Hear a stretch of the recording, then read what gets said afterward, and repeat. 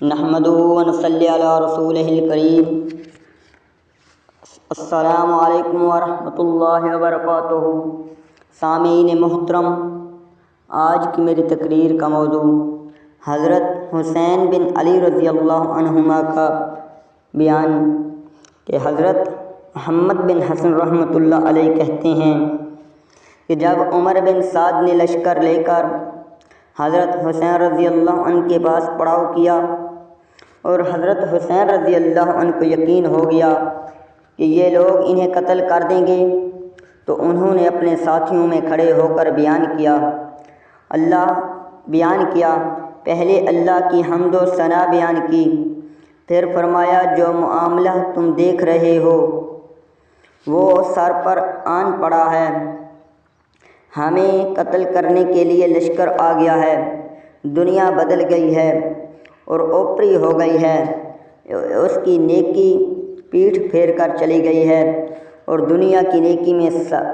سے صرف اتنا رہ گیا جتنا برتن کے نچلے حصے میں رہ جایا کرتا ہے، بس گھٹیا زندگی رہ گئی ہے، جیسے مضر صحت چراگاہ ہوا کرتی ہے جس کا گھاس کھانے سے ہر جانور بیمار ہو جاتا ہے۔ کیا آپ لوگ دیکھتے نہیں ہیں کہ حق پر عمل نہیں کیا جا رہا اور باطل سے رکا نہیں جا رہا؟ ان حالات میں مومن کو اللہ سے ملاقات کا شوق ہونا چاہیے۔ میں تو اس وقت موت کو بڑی سعادت کی چیز اور ظالموں کے ساتھ زندگی کو پریشانی اور بے چینی کی چیز سمجھتا ہوں۔ حضرت عقبہ بن ابی العزیز رحمہ کی روایت تاریخ ابن جریر میں اس طرح ہے کہ حضرت حسین رضی اللہ عنہ نے ذی حسن مقام میں کھڑے ہو کر بیان کیا اور اللہ کی حمد و ثنا بیان کی اور پچھلی حدیث جیسا مضمون ذکر کیا۔ حضرت عقبہ بن ابی عزیز رحمۃ اللہ علیہ کہتے ہیں حضرت حسین رضی اللہ عنہ نے بیضہ مقام میں اپنے ساتھیوں میں اور حر بن یزید کے ساتھیوں میں بیان کیا، پہلے اللہ کی حمد و ثنا بیان کی، پھر فرمایا اے لوگو، حضور صلی اللہ علیہ وسلم نے فرمایا ہے کہ جو آدمی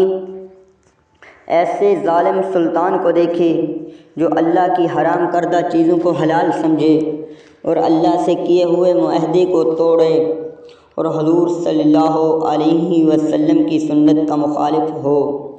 اور اللہ کے بندے کے بارے میں گناہ اور زیادتی کے کام کرتا ہو،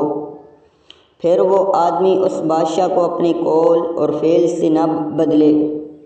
تو اللہ پر حق ہوگا کہ اسے اس جرم کے لائق جگہ یعنی جہنم میں داخل کرے۔ غور سے سنو،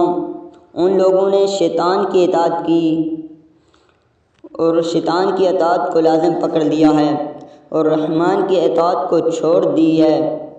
اور فساد کو غالب کر دیا ہے اور اللہ کی مقرر کردہ حدود کو چھوڑ دیا ہے اور مال غنیمت پر خود قبضہ کر لیا ہے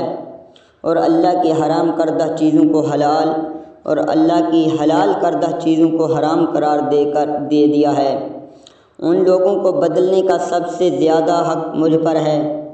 تمہارے خط میرے پاس آئے تھے اور تمہارے قاصد بھی مسلسل آتے رہے کہ تم مجھ سے بیعت ہونا چاہتے ہو اور مجھے بے یار و مددگار نہیں چھوڑو گے۔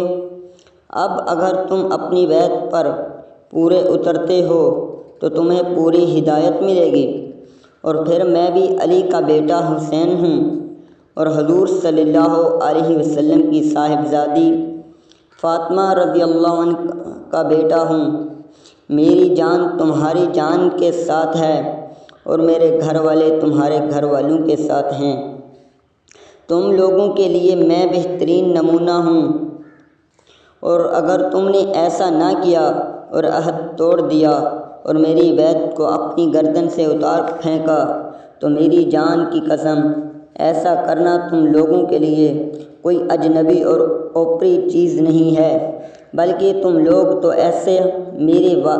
والد، میرے بھائی اور میرے چچا زاد بھائی مسلم بن عقیل کے ساتھ بھی کر چکے ہو۔